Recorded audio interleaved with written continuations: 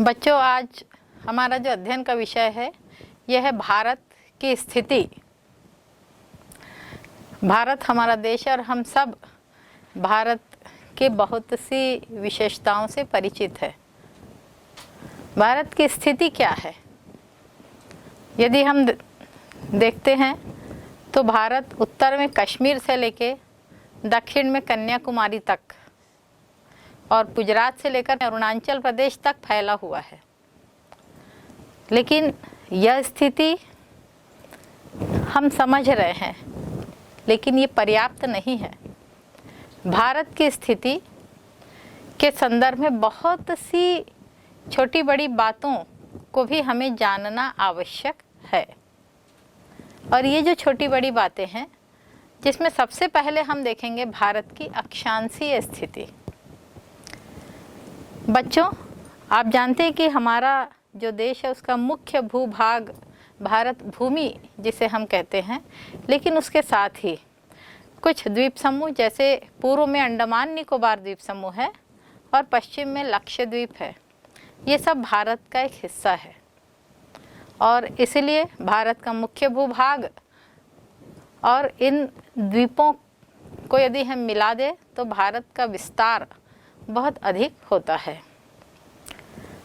भारत का जो विस्तार है, अक्षांशीय और देशांतरीय विस्तार, ये भौगोलिक दृष्टि से बहुत महत्वपूर्ण होता है। अक्षांश और देशांतर की स्थिति को जानना। और भारत का जो विस्तार है, अक्षांशीय विस्तार में यदि हम भारत को देखें तो बच्चों यहाँ पर आप देख सकते हैं, भारत जो है 8 अंश 4 मिनट उत्तर से लेकर के 37 अंश 6 मिनट उत्तर तक फैला है। इसी प्रकार से इसका जो देशांतरीय विस्तार है, यह जो है ये 67 अंश 7 मिनट पूर्व से लेकर के 97 अंश 25 मिनट पूर्व तक यह फैला हुआ है। बच्चों, आपको यह सुनकर बड़ा अजीब सा लग सकता है कि मैंने यहाँ पर अक्षांशीय विस्तार उत्तर से उत्तर कहा है और देशांतरीय विस्तार पूर्व से पूर्व कहा है। क्या आप जानते हैं कि ऐसा क्यों है? यहाँ पर देखिए, मैं इसको आपको थोड़ा डिटेल में समझाती हूँ। हमारा जो देश है, यह ग्लोब में इसकी स्थिति कहाँ है, हमको यहाँ पर यह समझना होगा। ग्लोब में आप देख सकते हैं, इसके बीच में ग्लोब क्या है? पृथ्वी का एक मॉडल है और इसके बीचों बीच एक भूमध्य रेखा खींची हुई है। यह जो भूमध्य रेखा है, इसके उत्तर का भाग जो है यह उत्तरी गोलार्ध कहलाता है। दक्षिण का भाग दक्षिणी गोलार्ध कहलाता है। ये भारत उत्तरी गोलार्ध में स्थित है, यानी 0 अंश से 90 अंश तक उत्तर की जो स्थिति है, इसमें भारत की स्थिति जो है यह 8 अंश 4 मिनट से लेकर के 37 अंश 6 मिनट तक यह स्थित है। तो ये भारत का उत्तरी गोलार्ध में स्थित होने के कारण हम इसे उत्तर से उत्तर तक पढ़ते हैं। इसी प्रकार से हम इसको दक्षिण नहीं कहेंगे। दक्षिण में यह कहाँ तक फैला है? तो भारत का जो दक्षिणी हिस्सा है वो 8 अंश 4 मिनट उत्तर से है। उसी प्रकार से मैंने पूर्व से पूर्व तक कहा है। बच्चों, यहाँ पर आप देख रहे हैं, ये 0 अंश की मध्याह्न रेखा है, देशांतर रेखा हम इसे कहते हैं। यह इसको दूसरे नाम से हम ग्रीनविच रेखा भी कहते हैं। ग्रीनविच रेखा के पूर्व में जो स्थित है उसे हम पूर्वी देशांतर कहते हैं। लेकिन ग्रीनविच के पश्चिम में जो क्षेत्र स्थित है वह पश्चिमी देशांतर है। इसकी स्थिति कहाँ तक है? ग्रीनविच के ठीक विपरीत भाग में 180 अंश देशांतर जो है, यहाँ तक 0 से यानी ग्रीनविच से 180 अंश तक पूर्व और 0 से 180 अंश तक पश्चिम। तो यहाँ पर आपने 4 भाग स्पष्ट देख लिए। उत्तर और दक्षिण ये विषुवत रेखा के संदर्भ में 0 से 90 अंश उत्तर और 90 अंश दक्षिण, और ग्रीनविच के संदर्भ में यानी देशांतर के संदर्भ में पूर्व 180 अंश तक और 0 से 180 अंश तक पश्चिम। अब हमारा देश कहाँ पर स्थित है? भूमध्य रेखा के उत्तर में, इसलिए हम उत्तर और उत्तर तक पढ़ते हैं। वैसे ही ग्रीनविच रेखा के पूर्व में है, इसलिए हम इसको पूर्व से पूर्व तक अर्थात 67 अंश 7 मिनट पूर्व से लेकर के यह 97 अंश 25 मिनट पूर्व तक स्थित है। यानी ग्लोब में भारत की स्थिति कहाँ पर है? उत्तर पूर्व में स्थित है। इस प्रकार से ये जो भारत की स्थिति है, मैंने अभी आपको अक्षांश और देशांतर बताया। हम देखते हैं बच्चों, यहाँ पर अक्षांशीय विस्तार और देशांतरी विस्तार, इसमें दोनों में ही लगभग 30 अंश का अंतर देखने को मिलता है। लगभग अर्थात भारत का विस्तार 30 अंश में अक्षांश में और 30 अंश देशांतर में फैला हुआ है। बच्चों, कर्क रेखा का नाम आपने सुना होगा। यह कर्क रेखा 23.5 अंश अक्षांश उत्तरी गोलार्ध में है और लगभग मध्यवर्ती भारत का जो भाग है, इसके मध्यवर्ती भाग से यहाँ पर आप देख रहे हैं ये कर्क रेखा गुजरती है। और ये कर्क रेखा के गुजरने के कारण भारत का जो दक्षिणी हिस्सा है वह जहाँ पर उष्ण कटिबंध के अंतर्गत आता है, वही इसका उत्तरी हिस्सा जो है वह शीतोष्ण कटिबंध के अंतर्गत आता है। लेकिन जलवायु के संदर्भ में हम जब देखते हैं तो संपूर्ण क्षेत्र की जलवायु जो है यहाँ भारत में मानसूनी प्रकार की जलवायु पाई जाती है। भारत की यदि हम लंबाई और चौड़ाई को देखें तो कश्मीर से लेकर के कन्याकुमारी तक भारत की जो लंबाई है ये 3214 किलोमीटर आंकी गई है और इसकी चौड़ाई गुजरात से लेकर अरुणाचल प्रदेश तक 2933 किलोमीटर आंकी गई है। तो ये भारत का एक अक्षांशीय विस्तार और लंबाई चौड़ाई की बात हमने की। क्षेत्रफल की दृष्टि से जो भारत का क्षेत्रफल है 32.8 लाख वर्ग किलोमीटर इसका क्षेत्रफल है और संपूर्ण विश्व का यदि हम क्षेत्रफल देखें तो भारत के अंतर्गत 2.4% आता है। इसके साथ ही यह विश्व का 7वां बड़ा देश है। तो ये छोटी सी जानकारी। अब हम देखेंगे कि भारत में जैसा मैंने बताया कि उत्तर में कश्मीर से लेकर के दक्षिण में कन्याकुमारी तक ये भारत के मुख्य भाग का क्षेत्र है। कन्याकुमारी इसका दक्षिण का मुख्य भाग का निचला हिस्सा है जो 8 डिग्री 4 मिनट अक्षांश पर स्थित है। लेकिन भारत का जो दक्षिणतम हिस्सा है यह अंडमान निकोबार के दक्षिण में स्थित है और यहाँ पर ये जो अक्षांश है अंडमान निकोबार का जो दक्षिणी हिस्सा है यहाँ पर 6 अंश 45 मिनट पर यह हिस्सा यहाँ पर स्थित है। और बच्चों आपको पता है इसे जो दक्षिणतम हिस्सा है इसे इंदिरा पॉइंट के नाम से जाना जाता है। इसी प्रकार से भारत का जो उत्तरी भाग है, जो उत्तरतम अंतिम बिंदु है सबसे उत्तर का, इसे इंदिरा कॉल के नाम से जाना जाता है। तो बच्चों ये दोनों नाम एक जैसे, एक इंदिरा कॉल जो उत्तरतम क्षेत्र है और जो दक्षिणतम क्षेत्र है उसको हम इंदिरा पॉइंट के नाम से जानते हैं। भारत की ये जो उत्तर से दक्षिण की जो लंबाई मैंने बताई कि 3214 किलोमीटर है। इसी प्रकार से यदि हम पश्चिम से पूर्व की तरफ देखें अर्थात गुजरात से यदि हम अरुणाचल के तरफ देखें तो यहाँ पर एक सीधी रेखा यदि खींच दी जाए तो यह 2933 किलोमीटर है। और इसमें जो समय का अंतर यदि हम देखते हैं तो लगभग 2 घंटा समय का अंतर आता है। लेकिन भारत में संपूर्ण क्षेत्र में एक ही समय की गणना की जाती है और इसलिए हम उस समय को मानक समय कहते हैं। बच्चों, आपको पता होगा कि ये जो मानक समय का भारत में जो निर्धारण किया गया है तो भारत में 82.5 अंश की जो देशांतर रेखा है ये हमारी मानक देशांतर रेखा कहलाती है। यामयोत्तर मानक, यामयोत्तर इसे कहते हैं। ये यामयोत्तर 82.5 ही क्यों है?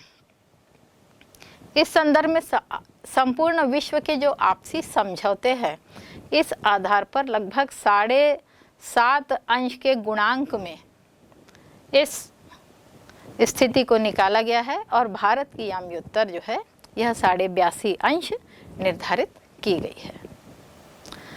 आइए अब हम देखेंगे कि भारत में एक यामयोत्तर होने के कारण हमारा समय का निर्धारण जो है एक है और यह जो समय है ये ग्रीनविच मीन टाइम यानी लंदन में जो ग्रीनविच की समय रेखा है जहाँ उसके आधार पर हम लगभग 5.5 घंटे आगे की ओर चलते हैं। तो यह भी एक छोटी सी जानकारी है। इसके बाद हम देखेंगे कि भारत का विस्तार, भारत के उत्तर में हिमालय एक वृहद नवीन वलित मोड़दार पर्वत के रूप में फैला हुआ है। यदि हम उत्तर पश्चिम की तरफ देखते हैं तो यहाँ पर हिंदू कुश और सुलेमान की पहाड़ियाँ हैं।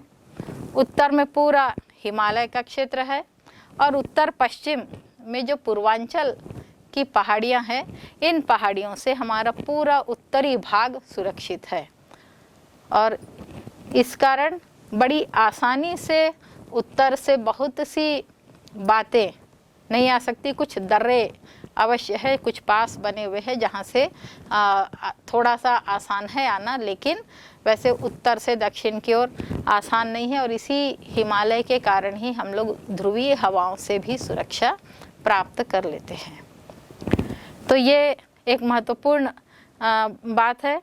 भारत में जो दक्षिण का क्षेत्र है, दक्षिण में हिंद महासागर इसके दक्षिण में स्थित है, इसके पूर्व में बंगाल की खाड़ी और पश्चिम में अरब सागर स्थित है। भारत के आप नक्शे को देख रहे हैं, ऊपर में कश्मीर के पास थोड़ा सकरा है लेकिन उससे कुछ नीचे आने पर यह काफ़ी चौड़ा दिखाई देता है और इसकी चौड़ाई फिर अरब सागर और बंगाल की खाड़ी के पास देख रहे हैं आप, यहाँ पर थोड़ा कम हो रहा है, नीचे में बहुत ही सकरा है। बच्चों, बिल्कुल वैसा ही दिखाई देता है कि जैसे हम कहते हैं ना भारत माता। भारत माता यानी एक माता स्वरूप, सिर पर मुकुट, नीचे में महासागर जो हमारी माता के पैर धो रहा है। इतना सुंदर दृश्य यदि हम भारत को देखें तो हम इसको महसूस कर सकते हैं। खैर, ये बात बिल्कुल अलग है, लेकिन मैंने आपको ये भी एक बात बता दी है। भारत के जो पड़ोसी देश हैं, इस पड़ोसी देशों में पाकिस्तान, अफ़गानिस्तान, चीन, नेपाल, भूटान, बांग्लादेश और म्यांमार, ये इसके प्रमुख पड़ोसी देश हैं। और इन देशों में आप देख रहे हैं कि जैसे भारत और पाकिस्तान की जो सीमा है इसको रेड क्लिफ लाइन के नाम से जाना जाता है। इसी प्रकार से जो अफ़गान की जो सीमा है ये दुरंद सीमा के नाम से हम इसे जानते हैं। भारत और चीन के बीच में मैकमोहन रेखा अपनी सीमा बनाती है। तो ये एक सीमाएं जो है अंतर्राष्ट्रीय सीमाएं, इनके कई अलग अलग नाम यहाँ पर उल्लेखित किए गए हैं। वैसे ही जो हम दक्षिणी हिस्से में देखें तो भारत का जो दक्षिणी हिस्सा है श्रीलंका वहाँ से अलग होता है और इसको अलग करने वाली एक छोटी सी खाड़ी है मन्नार की खाड़ी। ये जो मन्नार की खाड़ी है इसको पाक जल संधि के माध्यम से भारत और श्रीलंका को ये अलग होते हैं ये दोनों देश। ये हमारा श्रीलंका जो है दक्षिण का पड़ोसी देश है। तो इस प्रकार से भारत की जो स्थिति है उसके पड़ोसी देश भी यहाँ पर इस प्रकार से आप लोगों ने देख लिए हैं। बच्चों, आपको पता होगा कि भारत में फ्रांसीसी कॉलोनी का विकास हुआ था। जब अंग्रेज आए थे तो उन्होंने कुछ फ्रांसीसी कॉलोनी बनाई थी और इसको पौंडीचेरी के नाम से जाना जाता है। वर्तमान में हिंदी नामकरण हुआ और इसे पुदुचेरी के नाम से जाना गया। ये पुदुचेरी या पौंडीचेरी जिसे हम कहते हैं ये एक कॉलोनी नहीं है। ये भारत में 4 कॉलोनी विकसित हुई है। बंगाल की खाड़ी के तटीय भाग में ऐसी 3 कॉलोनी विकसित हुई है जबकि अरब सागर में 1 कॉलोनी विकसित हुई है। ये जो कॉलोनी है बंगाल की खाड़ी में, इसमें सबसे पहले जो पुदुचेरी है ये चेन्नई के दक्षिण में लगभग 180 किलोमीटर के दूर पर स्थित है। और यहीं पर जो दूसरी कॉलोनी है इसे हम कहते हैं कारिकाल। ये तमिलनाडु में ही यह स्थित है। और इसके बाद आंध्र प्रदेश में यानम के नाम से एक कॉलोनी है जबकि केरल में माहे के नाम से ये पुदुचेरी की ये 4 प्रमुख कॉलोनियाँ स्थित है।